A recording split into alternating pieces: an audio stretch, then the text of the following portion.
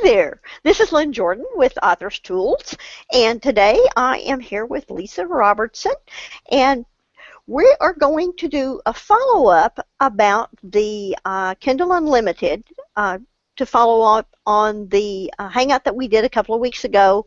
Actually, it's been probably a month ago. Now that we know a little bit more about what the effects are to readers and to writers. Before I get started, I wanted to tell you a little something about Leeza. She's actually a 2-time best-selling author and an expert book coach, and she's wonderful. She's a speaker, and she also creates tarot decks. She publishes as both an indie author and through a traditional publishing contract with Llewellyn Worldwide. I'm sure you've heard of that. Over the past several years, she's been blessed to take some amazing women and an occasional man on a journey that changes their lives forever. They went from thinking that being a published author was out of their reach to being up on Amazon in 12 weeks. And they went from a place of I can't to a place of let's do it. And that's powerful. Some even went from unknown to bestseller in 7 days.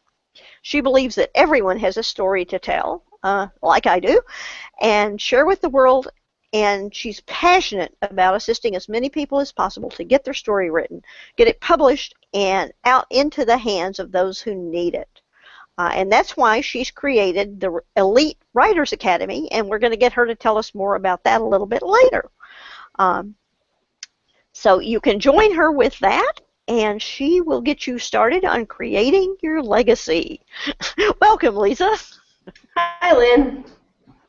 It's good to be here, and it's good to talk about Kindle Unlimited again, because actually I think it's going to be one of my favorite tools for authors soon. I'm finding good things about it as well. Why don't you talk about your experience and your author's experiences? From a personal perspective, because I am a big Kindle reader, I have found that it's really a fabulous tool to introduce your market to your writing. That's what I'm loving about it, is that I'm getting to experience people's books for the first time in the program, and then if I want it, I'll then go and buy it, or if they've got other material, I'm going and purchasing that. Now, as you know from our last interview, I'm not a big fiction reader, but I have actually used the Kindle Unlimited process, because it's like a giant library card, to explore a few more fiction authors. So for me personally, it's been fabulous.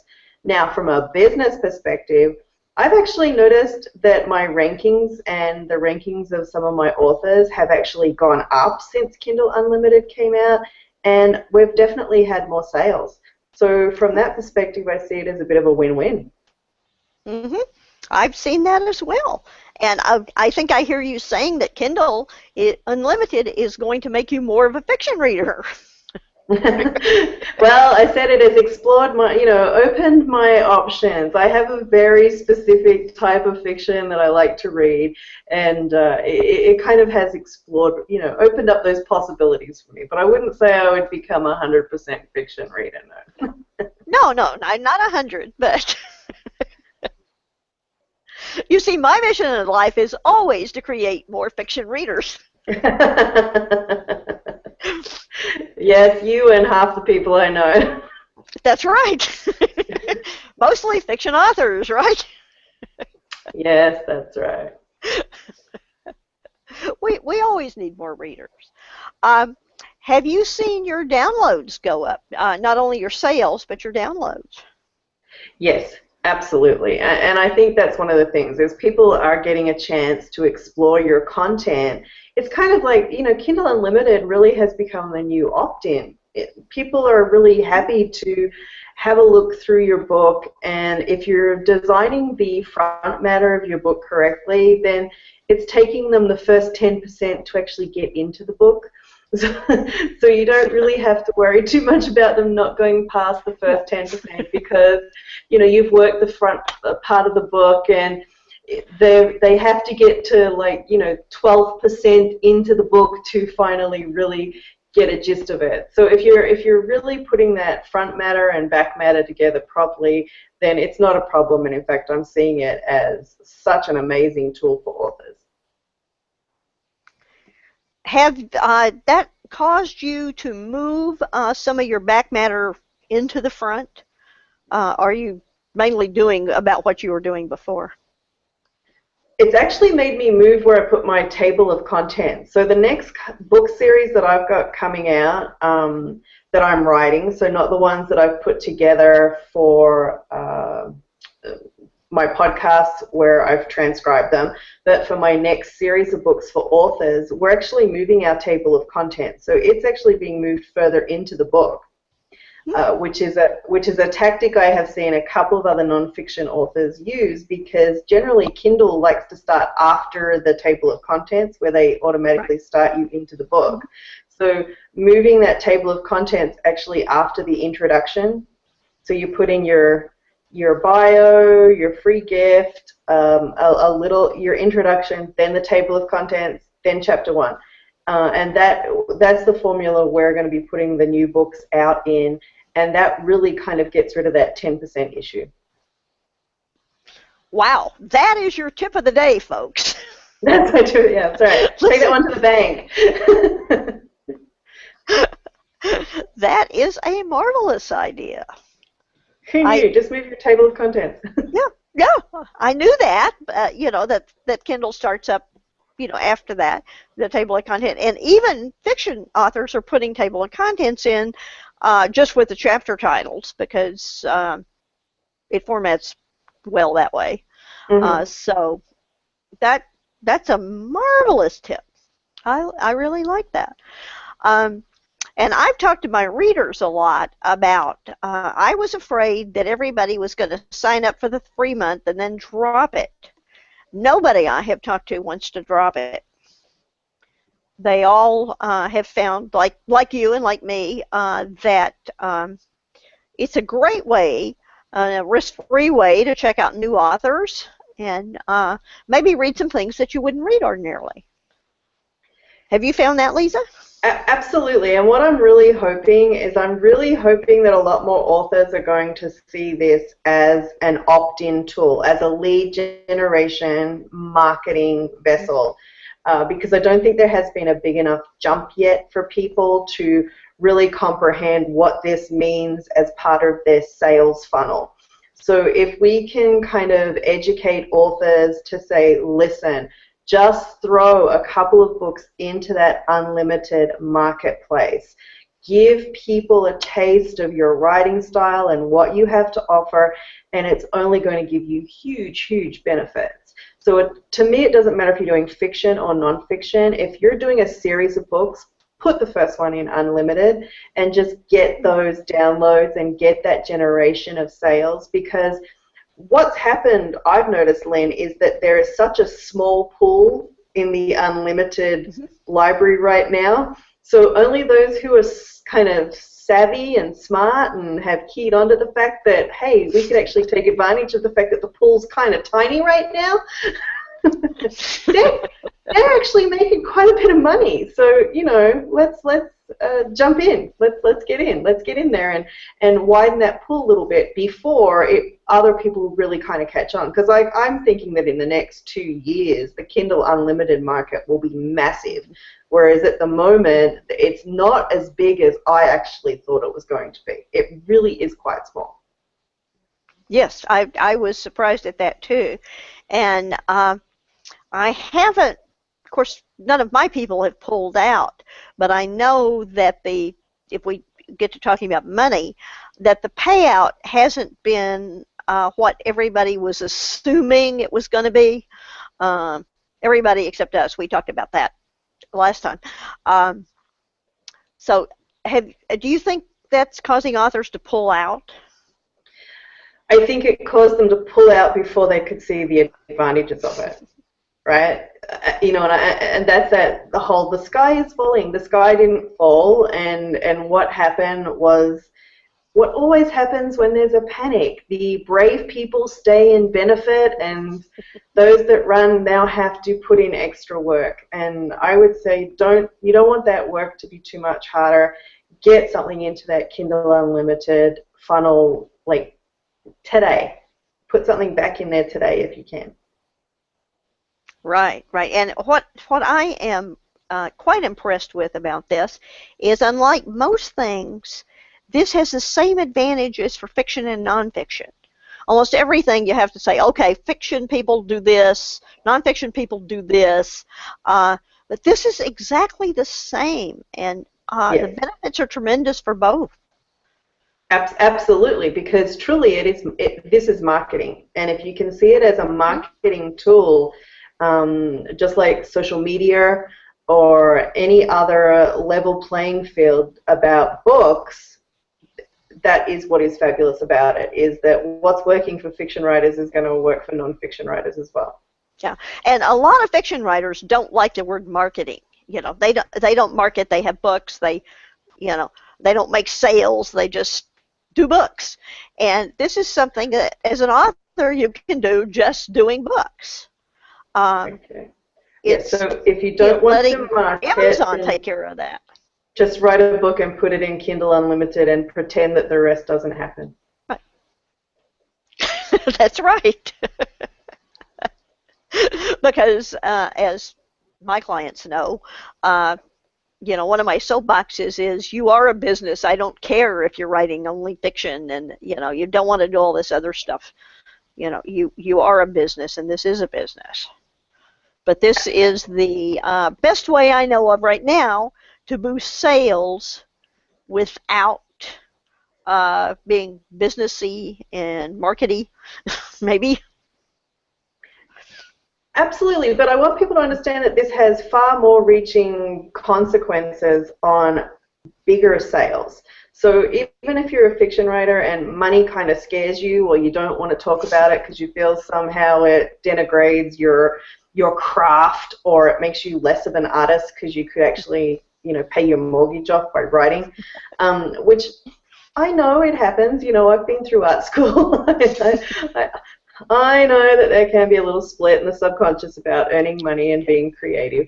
But this is really great visibility. So if you do love to just write books and write lots of books, and you're the type of person who probably writes 2 or 3 novels a year if you're a fiction writer, this is fabulous for you because it's inbuilt viral visibility, and you don't have to pay for it. I mean, I think anything that you don't have to come out of your own pocket to get exposure for should just be celebrated from the rooftop, because it frees you up to do what you like to do, which is write. That is so true. And I will share a writing more marketing tip that I ran into really recently as far as promoting books, and this again goes for fiction and nonfiction, is I'm sure you've noticed that the Facebook reach is nothing like it used to be, and it's really hard to get anybody to see anything that you're putting out.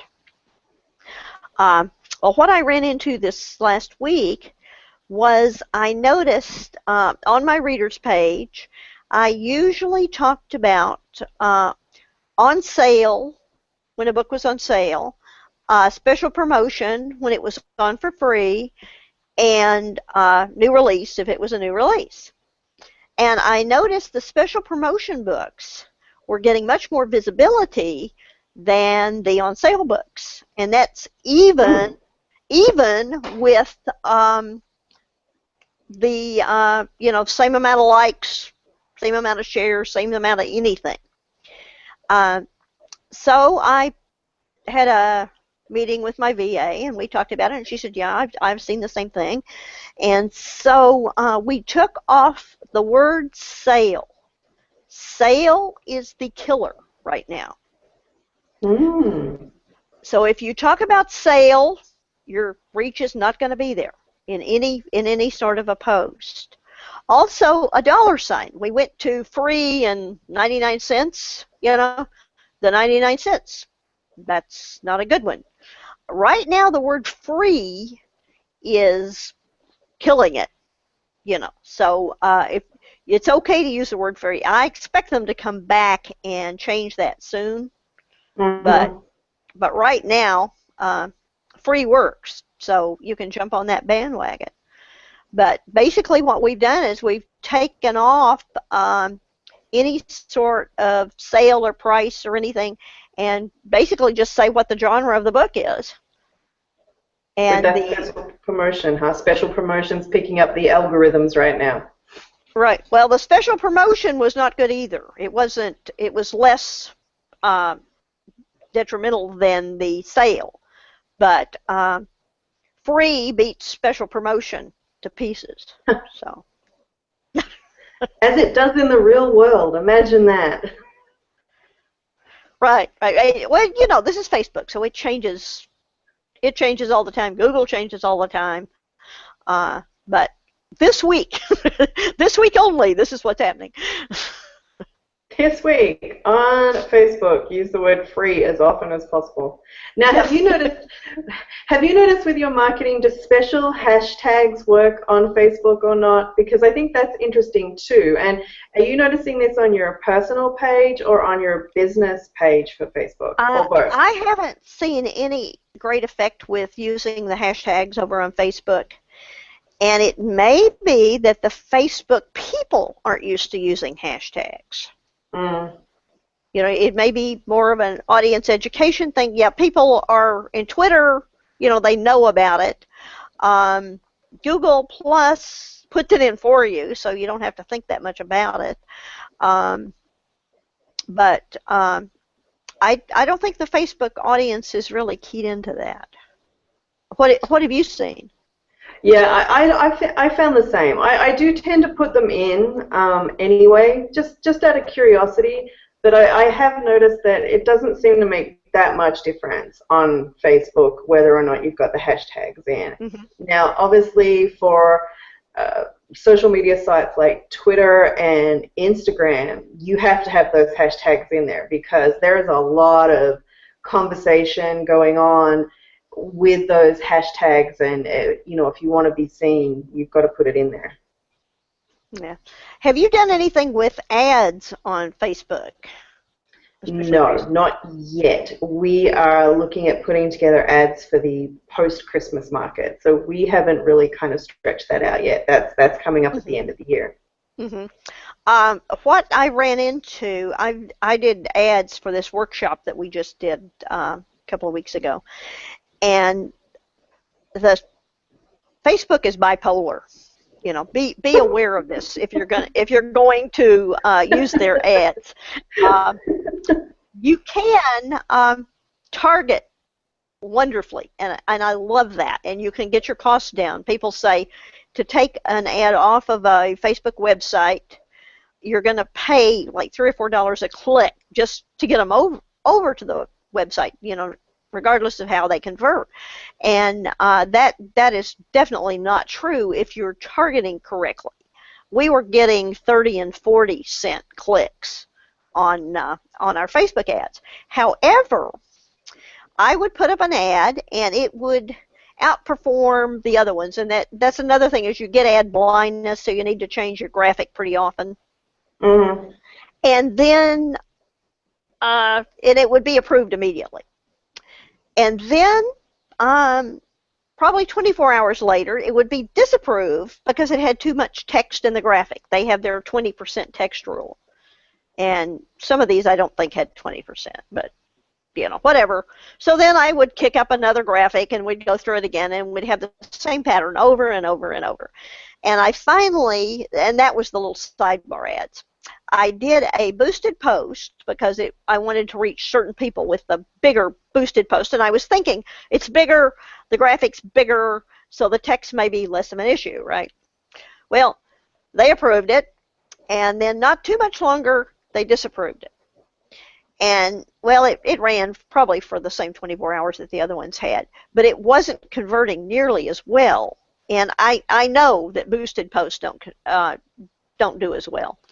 But no. So they disapproved it. They disapproved it, and that's fine. So I didn't bother to cancel it. It's disapproved. It's not running, right? And I didn't go into my dashboard and look at it because I had one running that was converting, and that was fine. And so I looked, and it kept eating through the budget. So they were still running it. So, so I went in there and I canceled it, you know. Then, one day this week, 10 days after the event was over, I got an email that says, we've approved your ad. Same ad, same. Oh my goodness. Wait, I don't want that ad to run. Yeah, you've got to love Facebook for what it is, I guess. It kind of runs on a 13.5-day cycle, and then it switches gears, and it's like it goes back 4 years, comes forward 2 years, goes back Right. 3 years, comes forward 1 year. It's never in the present moment, good old Facebook. No. So. Or it's a 24-hour cycle. You're approved, you're unapproved, you're approved, you're unapproved. Yeah, I'm in a couple of different business groups on Facebook, and about 3 weeks ago, we were doing quite a big discussion on Facebook ads as opposed to boosted posts, and the general consensus were that boosted posts are a complete and utter waste of money. So if there are authors out there who have been on the fence a little bit about that or were confused about the difference, forget the boosted posts and put your concentration on a sidebar ad, because that's where you're going to get your better results. Yeah, definitely. And remember to change your graphics up pretty often. Yeah. And just because they've disapproved it once, Yeah. Obviously, one of the things I was... Yeah. And don't presume that once it's been running and they disapprove it, they've taken it down, right? Yeah, right. Always check. Always check to make sure it's not still running. Yeah. And one of the things I was doing, I was taking my graphic and changing the background color and putting it back up again, and it would run for 24 hours, and I'd get good conversions, and then they'd disallow it again, So you never know. I do that on an actual paid platform. So in a very targeted niche, I do some 12-month advertising, and I had my Fiverr guy do me 12 ads that basically have exactly the same text, exactly the same image, but the color gradient changes. So it gradually gets lighter to darker, and that's what they do. They just switch it out every month, and it really does look, people think it's a different ad. And that's all that's different, is the background gets darker over a 12-month period, which is kind of interesting. It's interesting subconsciously what people pay attention to and what they don't pay attention to. Well, what you're trying to do as a marketer is pattern interrupt, because they get used to seeing something. And I'll dig back in my psychology background a little bit, is, we're so geared up to notice the different, because it used to be survival. If you didn't check on the tiger laying over there, then you didn't live to procreate. So you've got to do the pattern interrupts. So exactly. Why don't you tell us? Go ahead. I was going to say, we've given them a couple of good tips today. Move your table of contents. Change the gradient color on the back of your ads for Facebook, and make sure that you get something into that Kindle Unlimited funnel ASAP, because it really is a small pool right now, like crazy small. I was just surprised how small it really is. Very, very valuable information. Thank you so much, Leeza. And I sort of have not a commitment, but Leeza has hinted that she would like to come on and do more of these, and I would certainly like to have her. So we will look forward to chatting again, and this industry certainly gives us plenty of news to chat about. Daily. Yes. Thank you so much for watching. This is Lynn from Authors Tools, here with Leeza Robertson, and we will chat to you later.